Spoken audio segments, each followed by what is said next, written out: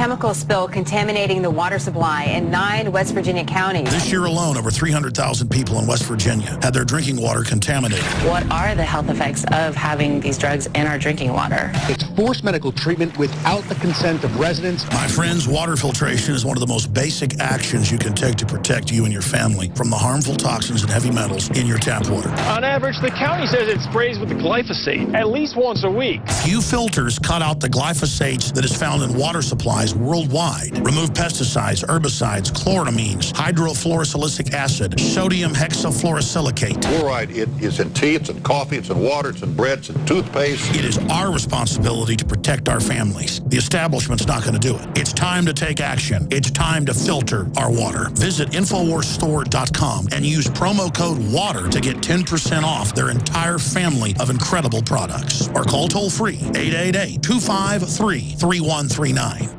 From the water table to our soils to the atmosphere itself, our world is becoming more and more toxic each and every day. But it's not just the air outside that's toxic. Indoor air has been shown to have 2 to 5 times higher concentrations of pollutants than even outdoor air. And most Americans spend 90% of their time inside using toxic chemicals within their homes. There are more than 42 million smokers in the United States. Well over 1,000 types of mold and mildew linked to numerous conditions. And don't forget the fact that 6 million Americans live with pets they're allergic to as well. When I began to research these statistics, it was clear to me it was time to start cleansing my lungs in order to combat the toxic environment that we cannot escape, but that we can fight back against. Made with organic and wild cultivated herbs and manufactured in the USA, the new InfoWars Life Lung Cleanse is here in a convenient spray bottle that can be brought with you throughout any toxic environment. Now available exclusively at InfoWarsLife.com or by calling toll-free 888-253-3139. Hi, I'm Dr. Edward Group. It took me 20 years of searching the globe to find the deposit of the highest purity iodine available. The new Survival Shield X2 is mined from 7,000 to 10,000 feet below the earth in pristine, environmentally clean conditions. The iodine crystals we use are extracted from an ancient 300 million plus year old deposit deep in the earth. It's the strongest nascent iodine on the market today. It delivers 650 micrograms per drop. Experience the new formula. Experience the ancient purity. Shield your family. Survival Shield X2. Available now at InfoWarsLife.com. X2 from InfoWarsLife.com or call toll-free 888-253-3139.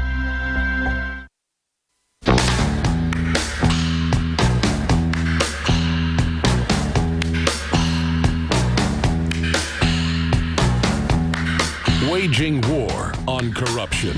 It's Alex Jones. It's the time of the season. Welcome back to the Alex Jones Show. I'm David Knight on this Friday, June 27th, 2014. Paul Joseph Watson is going to be joining us in just a moment from the UK. But before we go to him, I want to tell you that this hour of the Alex Jones Show is brought to you by our products at InfoWarsLife.com.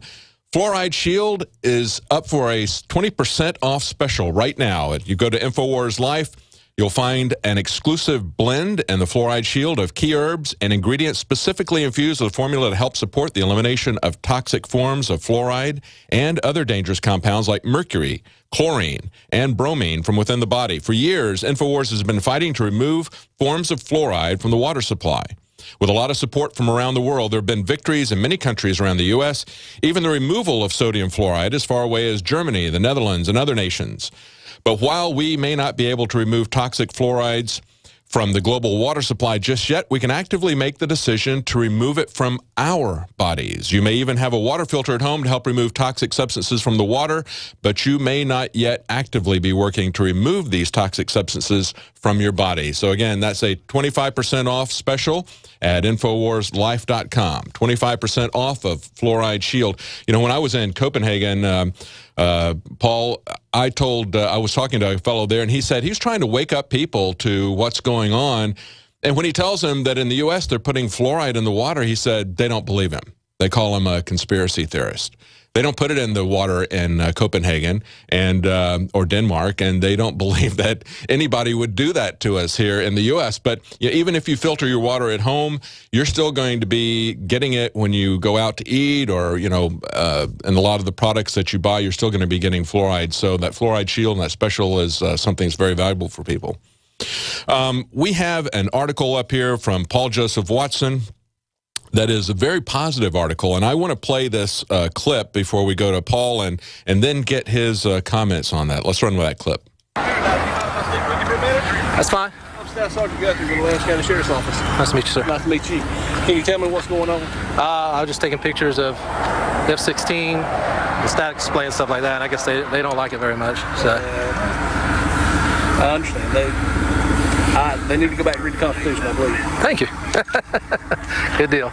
Not a problem. I'm not angry with you, not upset with you, and you're not doing anything illegal as far as I'm concerned.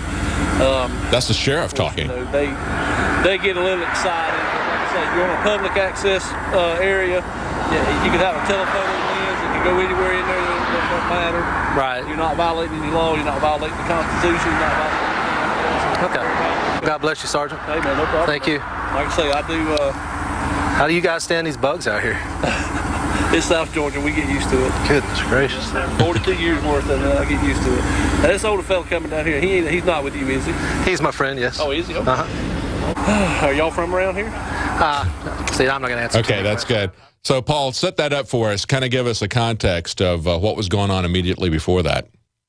Yeah, this is a video put out by the people from Photography is Not a Crime, which is obviously a website. We featured their work before that documents cases where people are harassed for taking footage on their cell phones and so forth in numerous different areas of the country. So they got reports that down in Georgia, outside Moody Air Force Base, people were being harassed by the feds and the police for taking images on their cell phone. So they went down there to conduct what they called a First Amendment test. They arrived outside Moody Air Force Base on public property, obviously, began filming a nearby railroad track, and within 3 minutes, FPS, Federal Protective Service, which of course is a division of the Department of Homeland Security, officers came out, started harassing them, started radioing for backup because they refused to provide any information. And so the individual in that clip, Jeff Gray, basically asked if he was being detained. The FPS had nothing to detain him on. He wasn't committing any crime. So they let him go immediately. But then they followed him in the car. They called for backup, which is when this sheriff's deputy arrived, Sergeant Guthrie of the Lowndes County Sheriff's Office. And basically, obviously, the feds expected him to harass Jeff Gray to an even greater extent. But as you heard in the clip, he basically says that the feds need to go back and read the Constitution because it's not illegal to take pictures from public property. He says, I'm not angry at you. I'm not upset at you. You're not doing anything illegal. So again, it's another one of these cases where, and we've had them in the past with Sheriff Lennick at Albany Airport for the TSA protest, not really a protest, they were just handing out flyers, where he defended their First Amendment rights in the face of airport officials who were trying to harass them. So it's another case of a cop respecting constitutional rights, which is why I kind of tongue-in-cheek called the article shock video, because we're bathed in these police brutality videos from day to day, and it's very rare that we see something like this.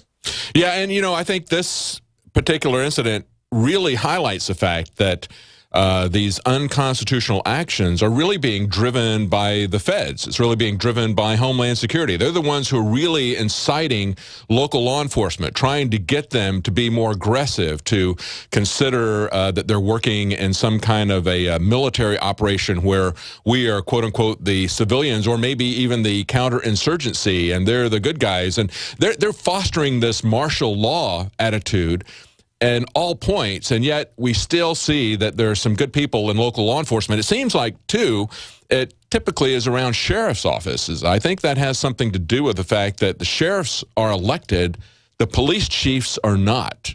And I think it has something to do with just that little bit of accountability to the public. I think that makes a difference. But there are local police officers, local law enforcement, who are pushing back against this false narrative. And I thought it was interesting that the Staff Sergeant Guthrie there that was in the video said, yeah, I watch that stuff all the time on YouTube where people are having their First Amendment rights violated. Well, that's exactly the point, because you know, it's refreshing to see this, because it suggests that rather than inoculating everyone against being shocked by police brutality, the prevalence of these police abuse videos on the internet is actually serving to educate active police officers in understanding how important it is to uphold these constitutional rights.